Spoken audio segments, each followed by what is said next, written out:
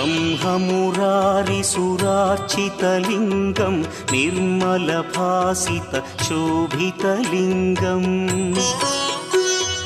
जन्मजदुःखविनाशकलिङ्गं तत्प्रणमामि सदा शिवलिङ्गम् देवमुनिप्रवरार्चितलिङ्गं कामदहन करुणाकरलिङ्गम् रावणदर्पविनाशकलिङ्गं तत्प्रणमामि सदा शिवलिङ्गम्